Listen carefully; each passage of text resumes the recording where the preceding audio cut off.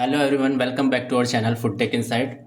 In this video, I am going to discuss about the general aptitude which already asked in the year 2020 in agriculture engineering. So let's begin. The question number one, which is asked in the GATE exam 2020, is the untimely loss of of life is a cause of serious global concern as thousands of people get killed, deaths, accidents every year while many others die. Deaths, diseases like cardiovascular disease, cancer, etc. The four options have been given in of. Option B is the from of, option C is during from, and option D is from. So after reading this sentence, you will get a clue like see the verb used here is already in the second form of the verb. So option C is during and from. So you cannot take it in consideration because that is in the tense. Okay, continuous present tense. So you can remove this option. After removing this, three options will be there: in of, from of, and option D is from. But after careful observation, if you have a good knowledge of the grammar, then you will get to know like in of and from of and from. So from does not fit very well in the above sentences. The first option, killed from accidents, generally when it is discussed about the year, so generally we used in.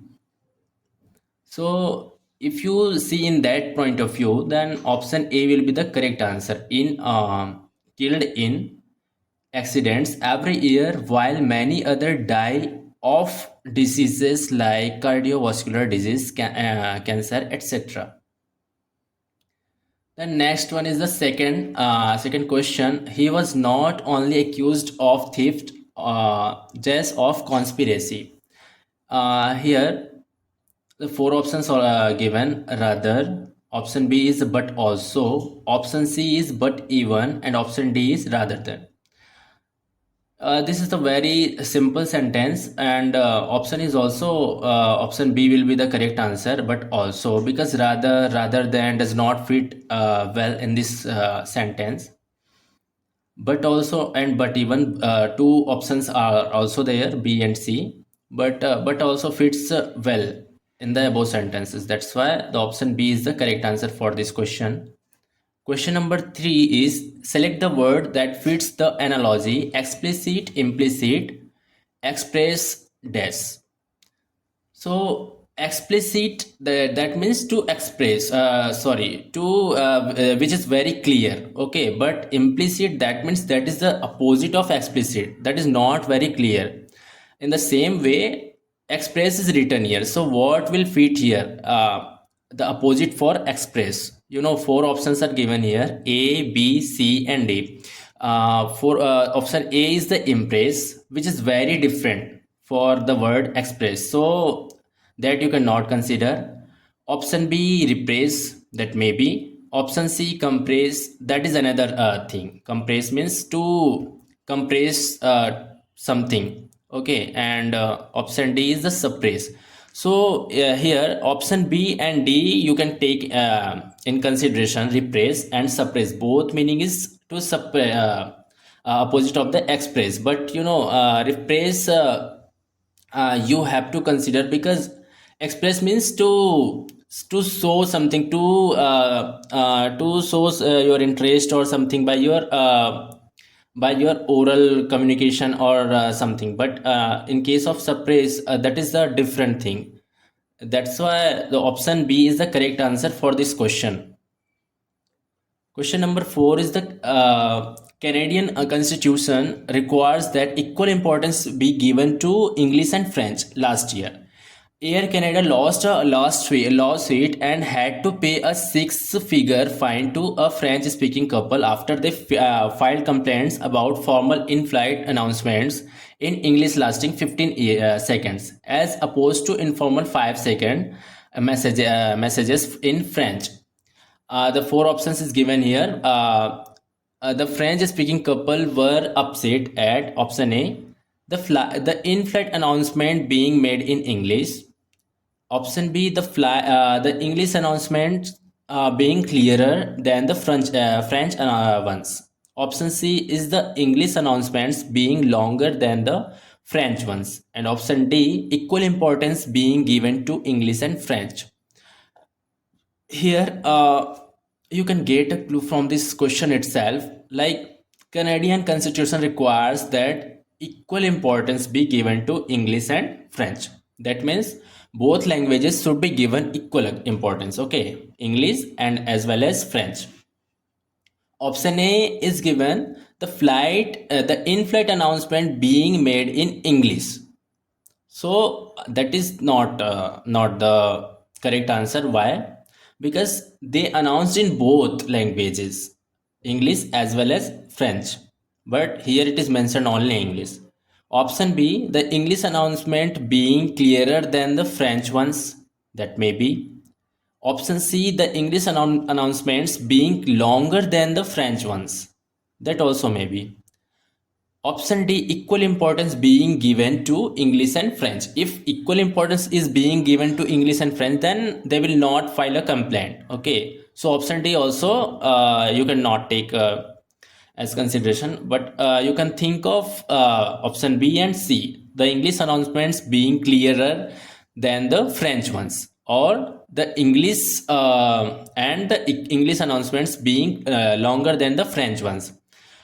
Option B, actually you can cancel by saying that they said both in English and French. But why they file a complaint? If they have any problem, then only they will file a complaint. Okay, but in case of option C, the English announcement being longer than the French ones. So this shows the comparison, okay, and importance of the language also. Like here they said already that equal importance to be given to English and French. But in option C, it is said that English announcement being longer than the French ones. That said the inequality. Okay, English announcement was more. Okay, was being longer than the French ones. That's why option C is the correct answer. Then in question number 5, a super additive function f dot satisfies the following property: f of x1 plus x2 is greater than and equal to f of x1 plus f of x2. Here, which of the following functions is a super additive function for x is greater than 1? Okay, so in this question, four options are given. Option A is e raised to x, option B root over x, option C 1 by x, and option D e raised to minus x. Here you have to actually already said that x should be greater than 1. Okay, and which is following which satisfies the following property: f of x1 plus f of x2. So here you have to put the value of x1 and x2, and you have to solve, and you have to check whether which one satisfies the above property. Okay, let's start to solve this question. Okay, so see, I am solving in my notebook. Suppose I am taking x1 is equals to 2 and x2 is equals to 3. Okay, for example, because they said that x should be greater than 1. That's why I have taken x1 is equals to 2 and x2 is equals to 3. Then suppose option A I am taking, so e raised to x. That means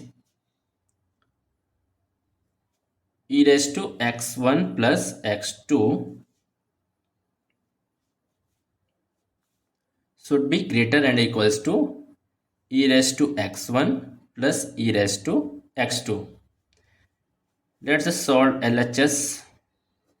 LHS is e of x1 plus x2. Put these values. X1 is 2 plus x2 is 3. So e to the power 5. Now let's check what is the value of e raised to 5.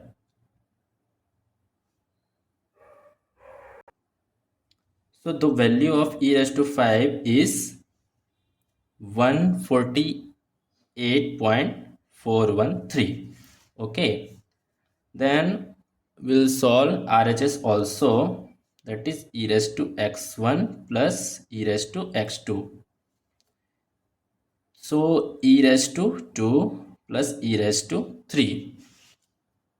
What is the value of e raised to 2? Is 7.389 plus e raised to 3 is equals to 20.085. The addition of both 7.389 plus 20.085 is equals to 27.47. That is RHS. Now coming to the equation 1, if you put, after seeing LHS and RHS, then the LHS is greater than RHS. Okay, so that satisfied the above equation, but superadditive function. But let's see for the another options also.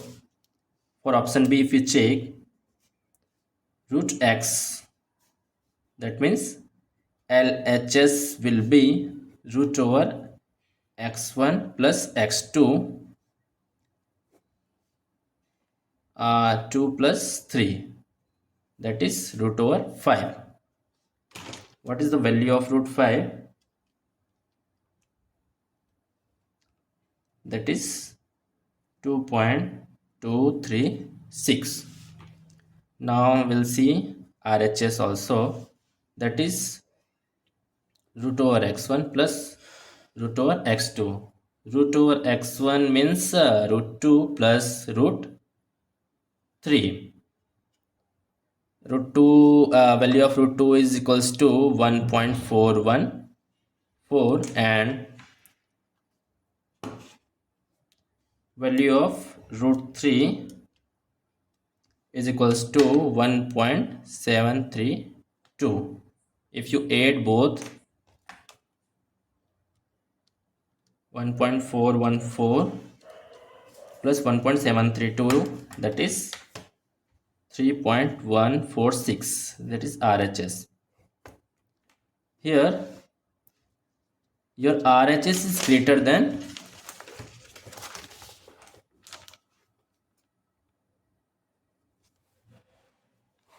LHS. That's why it does not satisfy our superadditive function. That's why we neglect option B.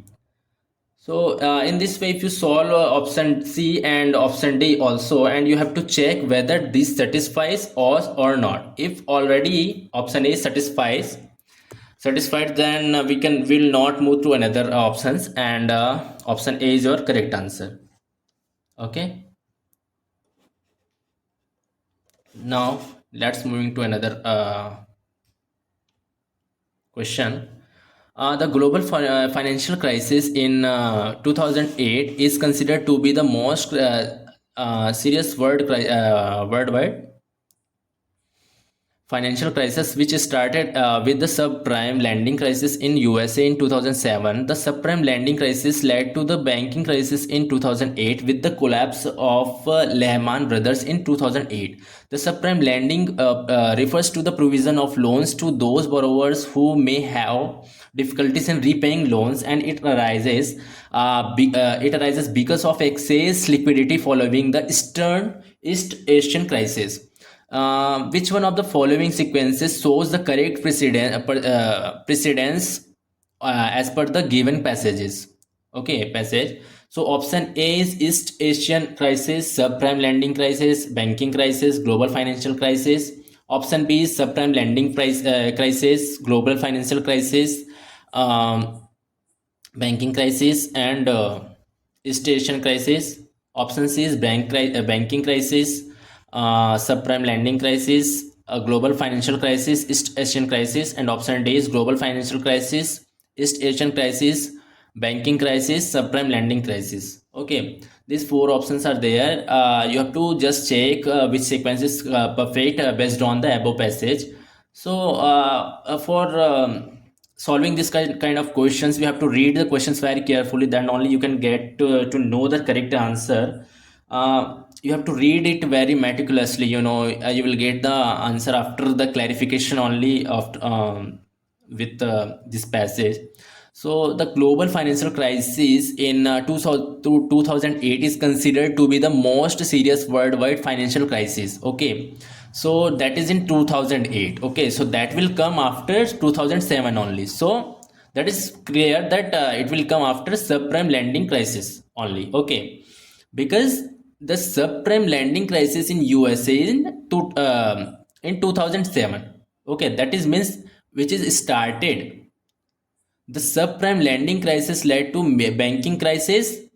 That subprime lending crisis that causes banking crisis that happens in 2008. Okay, so this from this sentence it is clear that banking crisis will be coming from the has came from subprime lending crisis. Okay, then another important thing, the subprime lending refers to the provision of loans to the borrowers who may have difficulties in repaying loans, and it arises because of excess liquidity following the Asian crisis. So from where that subprime lending crisis came, it came from what? From East Asian crisis. So the East Asian crisis will should come in the first. After that subprime lending crisis will come. Then after from subprime lending crisis, what did happen? Banking crisis came. Okay, and after banking crisis, the resulting is the global financial crisis. So option A will be the correct answer for this question. Another question, it is quarter past 3 in your watch. The angle between the hour hand and the minute hand is. So first you have to understand this question. What is it is asking actually? It is quarter past in quarter past 3 in your watch. So in case of that, you have to draw a watch. Okay.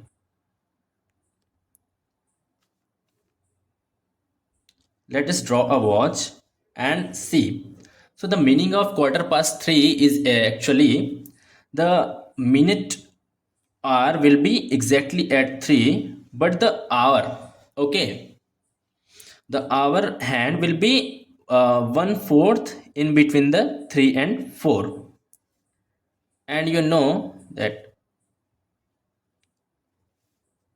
this is divided in 12, that a watch 7, 8, 9, 10, 11 and 12. So this completes the circle, that means 360 degree. Okay, and we have divided in 12 that is divided in 12 parts. That means each part will be 1/12, right? Here it is said that past 3/4, that means your minute hand will be at 3 exactly, but your hour hand will be between 1/4 ahead, but between 3 and 4. That is why that is your 1/12. Okay, and that hour will cover of what? 1/4 of this 1/12. That means 1/48. And what did ask in this question? The angle between the hour hand and minute hand. Okay, so what is the angle between these two, minute hand and hour hand? That you have to tell. So as I said that 1/4 ahead, but between 3 and 4. So that is 148. And what is the angle of this watch is 360 degree. Okay, so 148th of what? That 360 degree, sorry. Okay, so if you divide it, 12 4 is 48, 12 3 is 36, and 0. If you divide it with 4, so 7.5 degree will be the correct answer. Another way of solving this kind of question is, there is a direct formula to calculate the angle theta is equals to 11m by 2 minus 30 h. M means minute and h is hour. Okay, so minute, that means 15 minute, because that is at 3 minute, hour is at 30, sorry, 3, and hour is 3 only. Okay, so hour is 3. What you have to do, you have to put the values here. 11 into minute, that means 15, divided by 2, minus 30 into h is 3. Okay,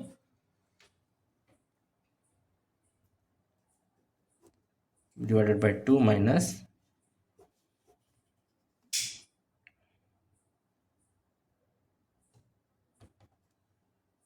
if you solve this, you will get 7.5 degree, and that is your correct answer.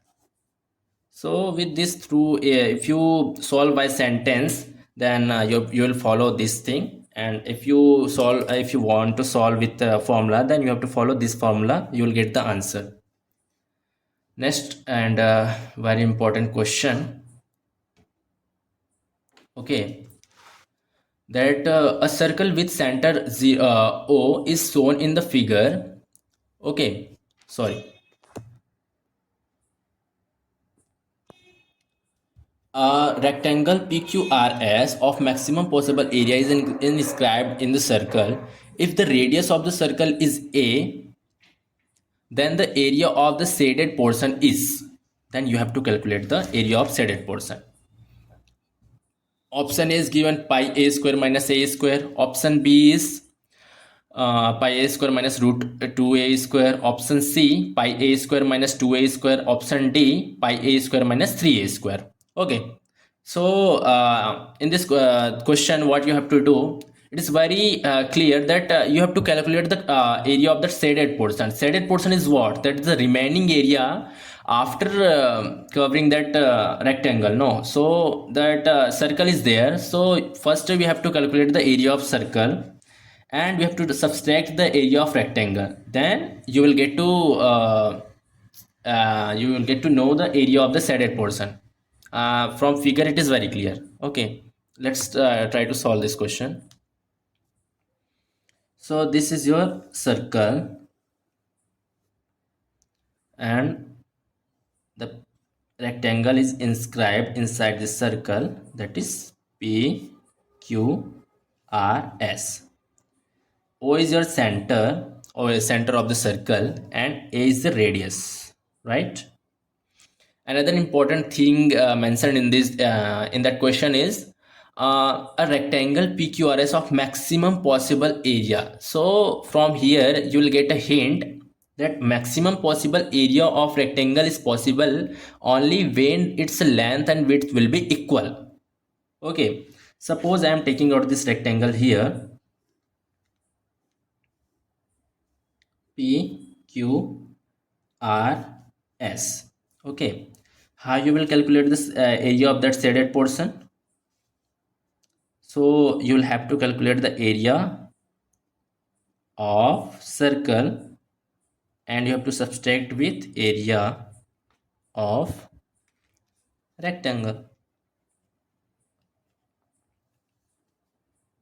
Okay, in this way you will calculate the area of that shaded portion, right? Suppose I have taken out this PQRS rectangle outside, and if I suppose that its length is x, and according to the question, the maximum possible area, so the length and width will be equal, right? So if length I am taking x, then width will also be x, right? So then the area of this rectangle will be length into width, means x into x, right? That means x square. Another thing, now you already calculated the area of this rectangle is x square. Now you have to calculate the value of this x, then only you can put the value, because area of circle is equals to pi a square. Radius already given. Only you have to calculate the value of x. So in this rectangle, one side is given from center to one side. Okay, that radius a. If you extend this towards this side, then this is also a. So this a and this a will be, that triangle will come out from here, right? And this is your two-way. And as per the question, your length and width is x and x, right? So hypotenuse square is equals to base square plus perpendicular square, right? For a right angle triangle, we know already this. So this is hypotenuse is two-way, the whole square, base x square plus perpendicular x square. Okay, this is 2x square and that is 4a square. So x square value is equals to 2a square, right? So area of shaded portion is equals to area of your circle, that is pi a square, minus area of your rectangle, that is 2a square, right? So you can see that option C is the correct answer for this question, right? Question number 9. A comma B comma C are real numbers. The quadratic equation ax square minus bx plus c is equals to 0 has equal roots. Okay, which is beta. Then option A is beta, b by a. Option B, beta square is equals to ac. Option C, beta cube is equals to bc by 2a square. And option D, b square not equals to 4ac. But for equal roots, this is the basic thing which you have to remember, that for equal roots, first of all, for quadratic equation, ax square plus bx plus c is equals to 0. The roots, how can you calculate the roots? X is equals to b plus minus root over b square minus 4ac upon 2a. Okay, and in the question it is mentioned that equal roots. What is the condition of equal roots? That b square minus 4ac will be equals to 0. Okay, in that case b square will be 4ac. Okay, so as it is mentioned that equal roots, and which is beta, right? So beta is equals to what? B plus minus root over b square minus 4ac upon 2a. Here b square minus 4ac will be 0 as per the condition, okay, for equal roots. So if you put 0 here, then this will be become 0 and b by 2a is the beta, right? Beta is equals to b by 2a. So option A you can neglect because that is beta is equals to b by a. Option B is given beta square is equals to ac, right? So beta square, then now you have to calculate beta square. So beta square, that means b square upon 2a whole square. Here b square upon 4a square. Now put value of b square from here, 4ac. 4ac upon 4a square. 1a, 4, 4. C by a. So beta is equal to c by a. Okay, but the value of beta square is given in the option is AC, that you cannot consider. Okay, you can neglect this option also. Again we'll move towards beta cube. Okay, beta cube means that b by 2a whole square, sorry, whole cube. That means b cube upon 8 a cube. B cube means split in two parts, b square into beta divided by 8a cube. Put the value of b square, that is 4ac, means 4abc upon 8a cube. 4 to the a, so bc, that comes bc upon 2a square, right? So option C, you can see it comes correctly. Okay, beta cube is equals to bc upon 2a square. So that is your correct answer for this question. And that is the last question. The following figure shows the data of students enrolled in 5 years 2014 to 18 for two schools P and Q. During this period, the ratio of the average number of students enrolled in school P to the average of difference of the numbers of students enrolled in schools P and Q. Okay, so bar diagram is given in this question. The red colored shows the school P, and blue colored shows the school Q. Okay, and vertical it is showing the number of students in thousands, and in horizontal the year is mentioned 2014, 15, 16, 17, 18. What you have to do here, that you have to calculate the ratio of the average number of students enrolled in school P only. Okay, so your first priority is to calculate the average number of students who enrolled in school P. Okay, so for calculating average, see first in 2014 how many students has enrolled in P, school P. Okay, so in 2014 it is 4,000, right? Plus in 2015 how many students enrolled in school P is 5. Sorry, in I have taken wrong. That red color is P. Okay, so 3000 is the first in 2014, and in 2015 5,000.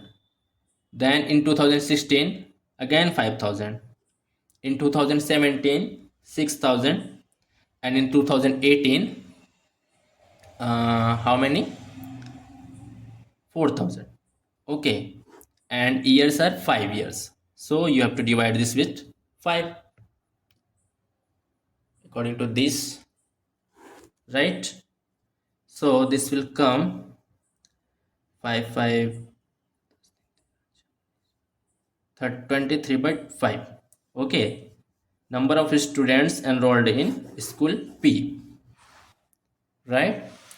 And the average number of students enrolled in school P and Q, difference of the average number. Okay, so you have to take the difference.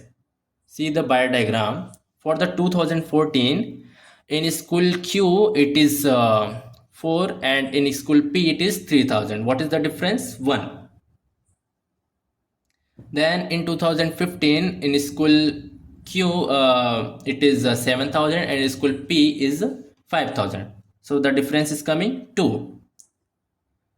And in 2016 the in school P the number of students are 5, and in school Q the number of students are 4, right? Sorry, 8. So 8 minus 5 is 3. In 2017 the difference is 1, and in 2018 again the difference is 1 only, divided by 5 because 5 years. Okay, so difference is coming in this way.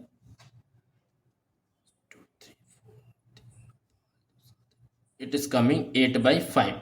So according to the question, P, number of students enrolled in P, average number of students divided by the average number of difference of students enrolled in school P and Q. Okay, so that is 23 by 5 divided by 8.5, 8 by 5. 5 cancel, 23 by 8. So that is your correct answer. Hope this video is informative for you. Kindly watch this full video, and if you have any query you can ask, and subscribe to our channel for watching this kind of videos and aptitudes in our upcoming videos. Thank you.